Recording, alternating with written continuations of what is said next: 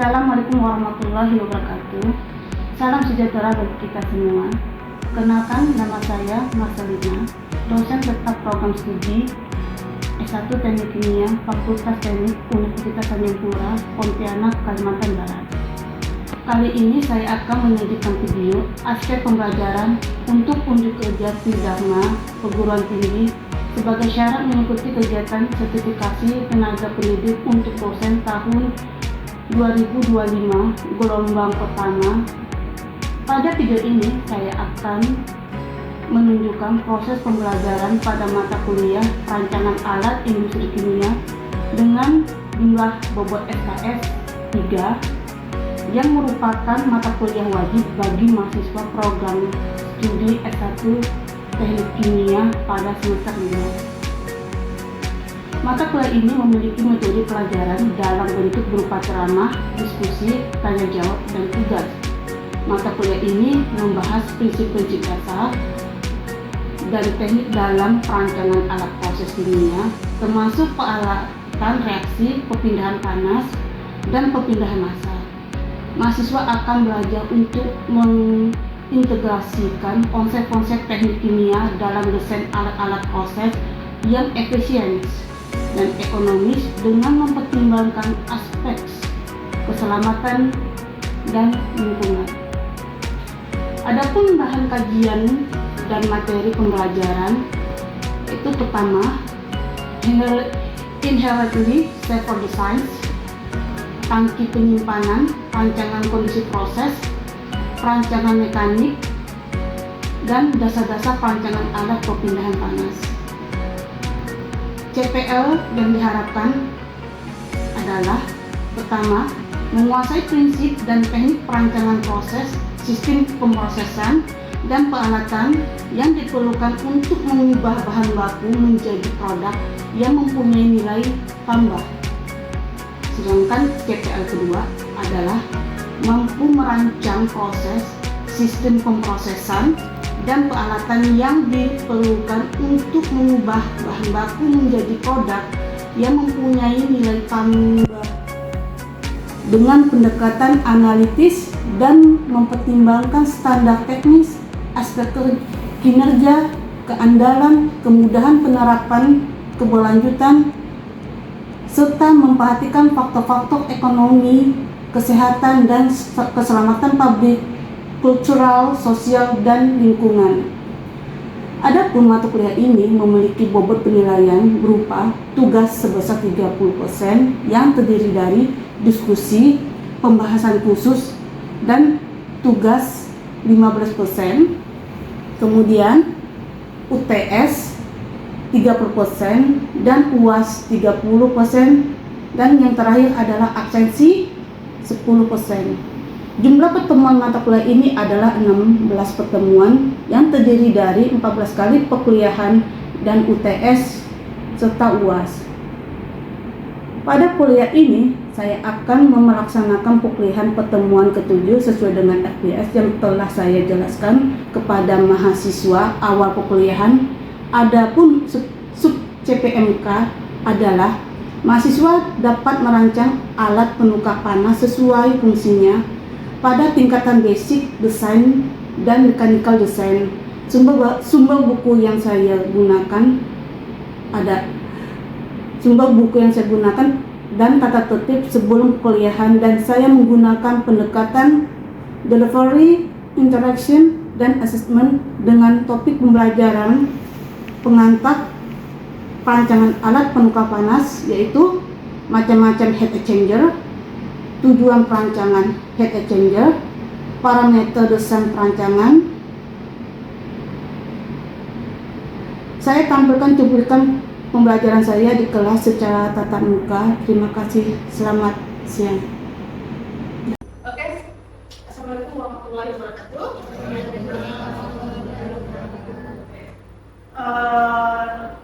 Dalam mata kuliah ini saya akan membawa perancangan alat penukar panas, yaitu heat exchanger.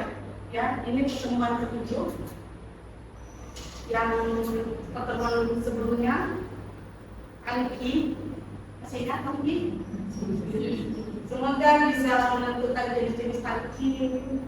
Saya harapkan nanti tidak salah karena sesuai dengan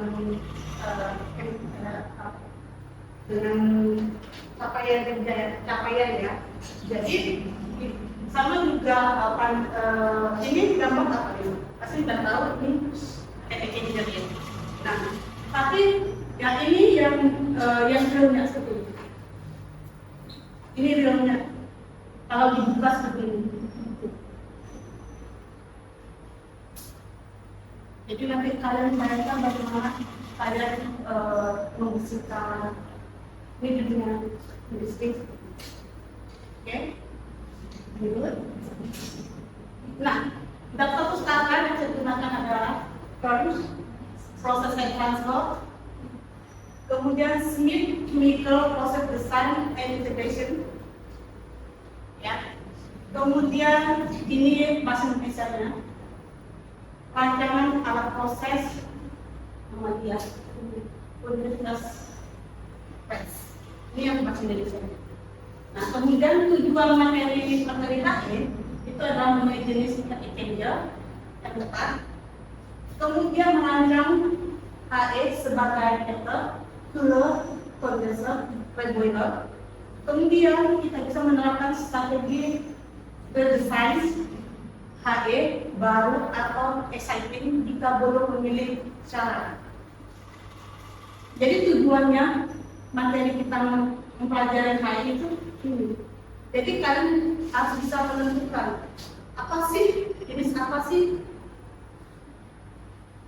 Jadi seperti itu.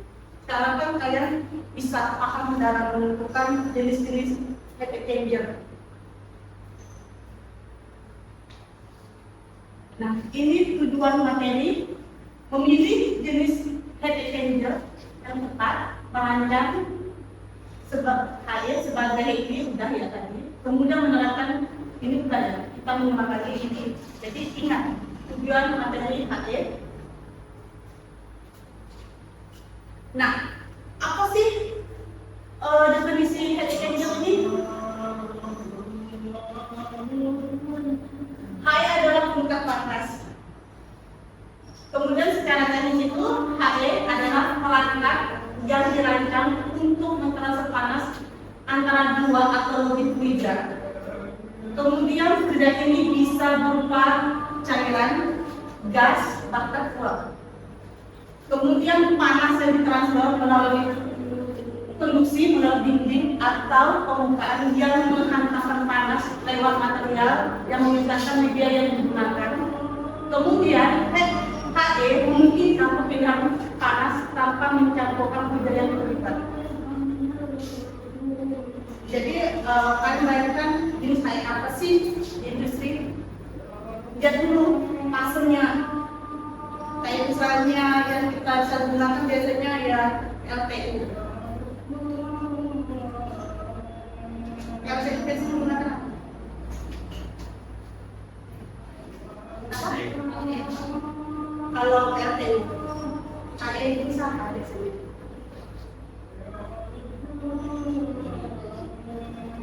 Jadi siapa? LPU kapasitas gede, besar, apa? Saling juga. Ada yang saling juga, lalu ada yang lain?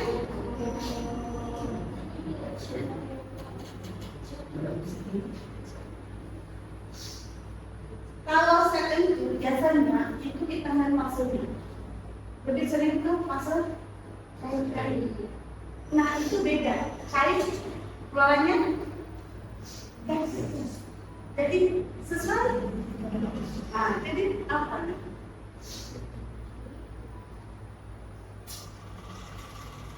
Dari B. Iya. Benar ya.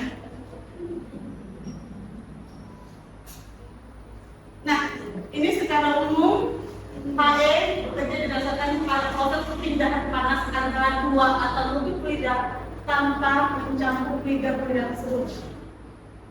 Kemudian memungkinkan perpindahan panas melalui konduksi pengaplikasian head EKG dapat ditemukan dalam berbagai lokasi industri dan komersial hingga dalam sistem perumahan. Efisiensi pembinaan panas bergantung pada beberapa faktor.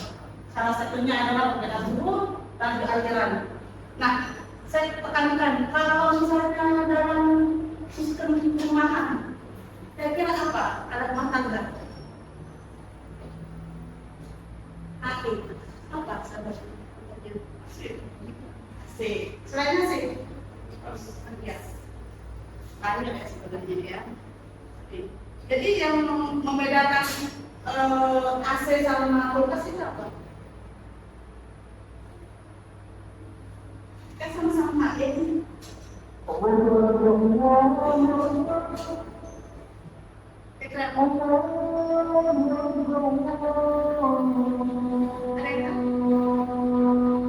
Apa sama jenis bedanya? Yang digunakan? Salah satunya jenis beda yang digunakannya itu berbeda. Jadi nanti juga kalian harus mengetahui jenis beda itu ada di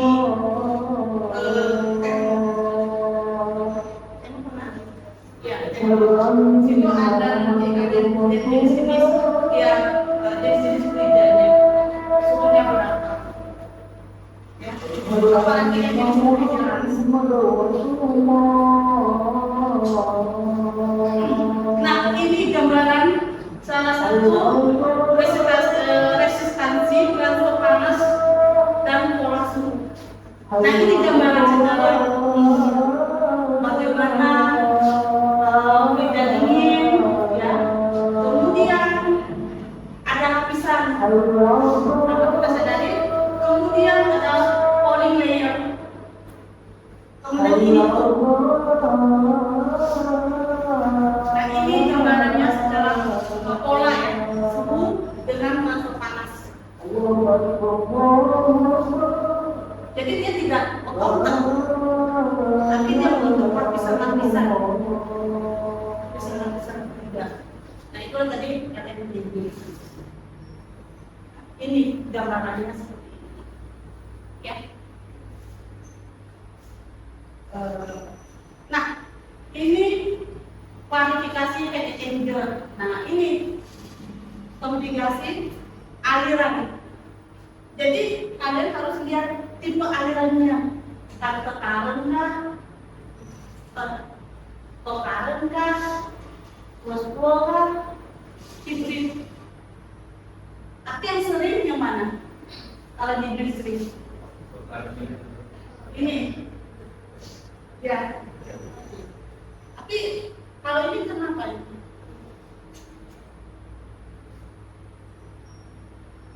Ada yang tahu? Hibrid.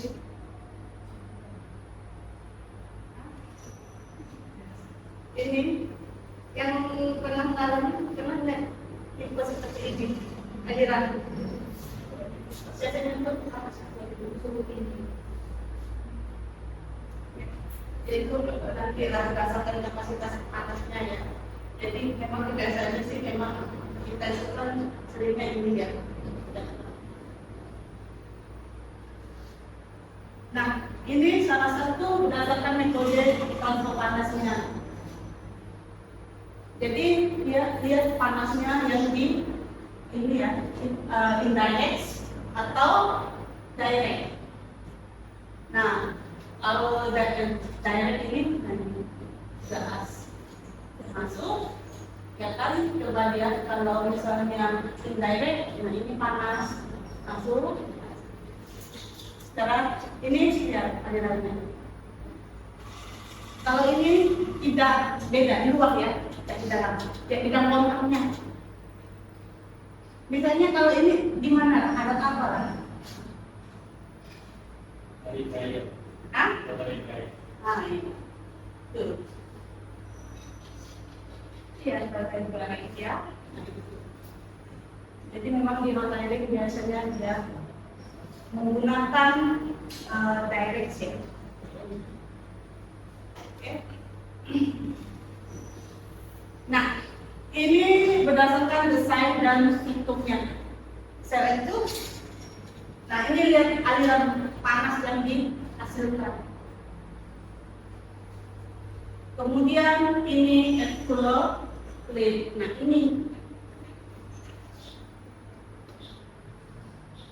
ini biasanya flow itu biasanya itu juga yang kapasitas besar.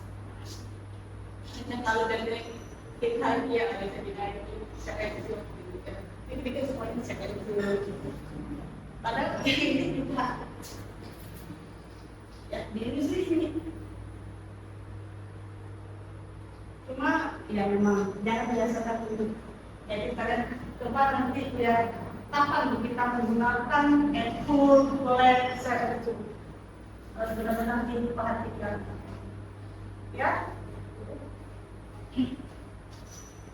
Nah kemudian kita lihat pemilihan ahli. Nah kita lihat nih pertama harus pastikan itu bahan produksinya. Tapi kalau bahan produksinya kita lihat tamat satu. Kalau bahan produksi kan kita ada pengenalan bahan ya.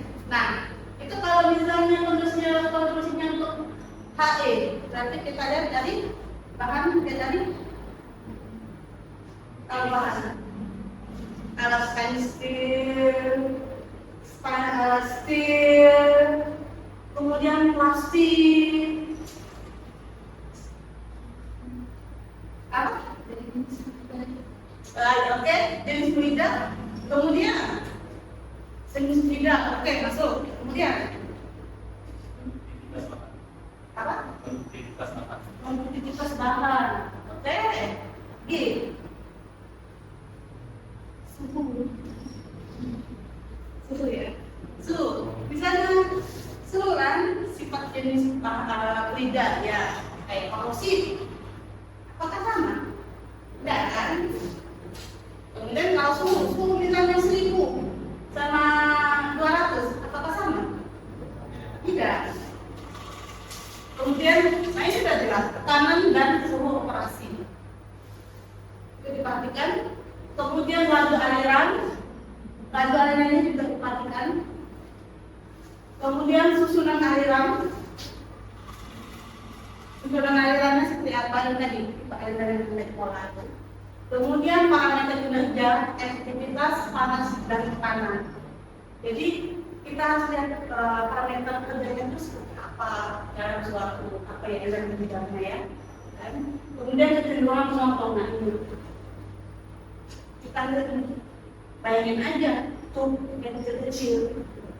Contoh enggak untuk misalnya tepung, istilahnya yang fluidanya yang sangat besar. Bagaimana cara membersihkan itu? Mau berapa lama gitu? Yang ada kesubat nanti bahaya, ya enggak? Kemudian jenis dan fase fluidanya, ya tadi. Kemudian pemeliharaan infeksi, pembersihan, ekstensi dan kemungkinan perbaikannya. Nah ini juga harus kalian perhatikan. Apa sih nanti yang akan terjadi jika proses itu selesai? Kemudian makanya ada densitas laminar tubulen atau dia bentuk teknikal gitu kan. Kemudian nanti keekonomian menyeluruh itu harus diperhatikan. Kemudian teknik fabrikasi dan tujuan aplikasinya. Itu apa sih? Makanya ketika kalian mau memilih HE, fungsinya untuk apa dulu? Kalian mau untuk apa? Jadi cuma misalnya untuk cuma dengan panas cuma 40, tentu enggak pakai spiral. Cuma misalnya mahal-mahal gitu kan, cuma digunakan cuma sedikit. Jadi apakah dia ekonomi? Enggak. Makanya dijadikan ke ekonomi ini. Jadi emang harus dipastikan dalam pemilihan HE, ya. Jadi kalian sudah memilih. Coba nanti buka bikin engineering, itu ada di situ kan ada rangka-rangka tuh. dan sangat pemilihan jenis-jenisnya itu juga di buku itu sangat bagus juga. Jadi kalau misalnya kalian kalau lagi menentukan desainnya, coba aja lihat mungkin ataupun kalau kalian ini pakai buku pen.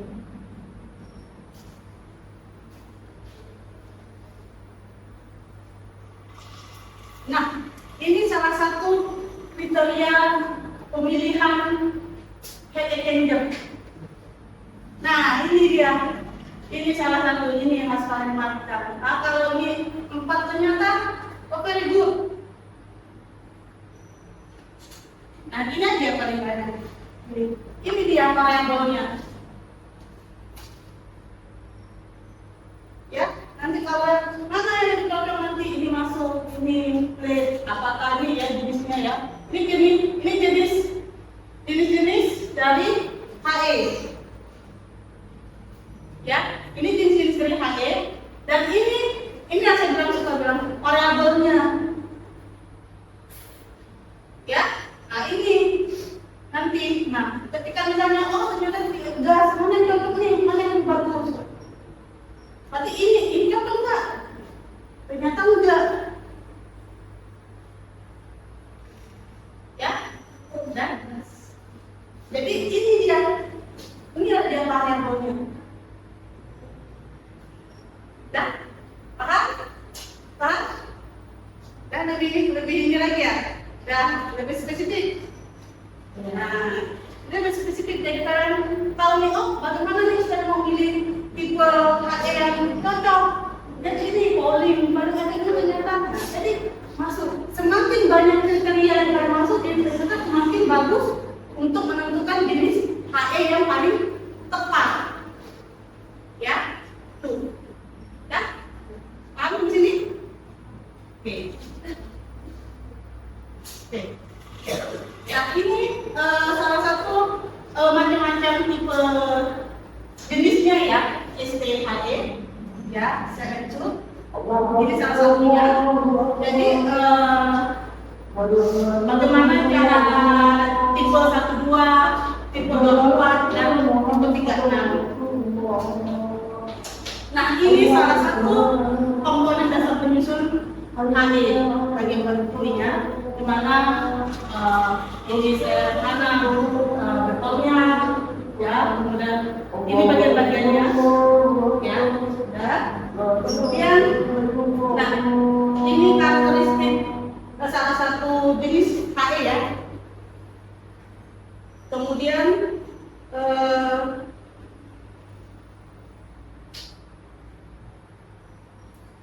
nah, ini double patch, salah satu contoh juga di industri. Dan ini pola aliran ke current ya, atau yang ini current ya.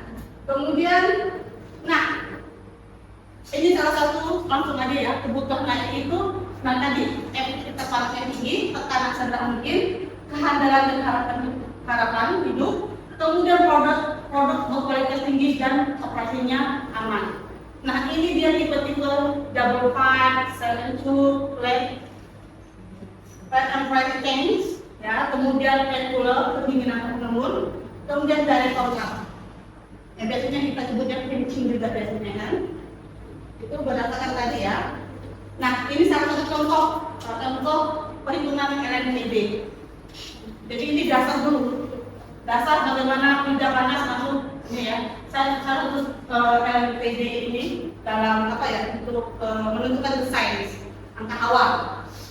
Nah, ini yang sering keliru. Ingat ya, nanti ada syaratnya juga. Berapa sih perbedaan antara air panas itu? Ada syaratnya ya. Nah, ini fluida panas masuk parutan kita konsentrik pada suhu 300 Fahrenheit dan didinginkan pada suhu 200 Fahrenheit dengan fluida dengan dingin yang masuk pada 100 Fahrenheit dipanaskan pada 140.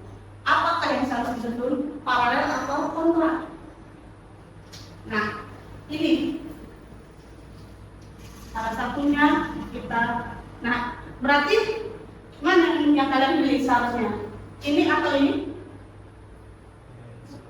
Ini suhunya yang kenapa?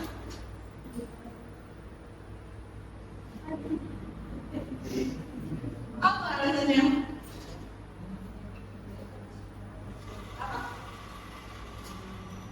Hubungannya cuma transfer panas ya, luas panasnya kecil. Jadi ini yang kita pilih. Oke? Nah, ini salah satu contoh. Tolong nanti dikerjakan di rumah, ya, kerja di rumah. Kemudian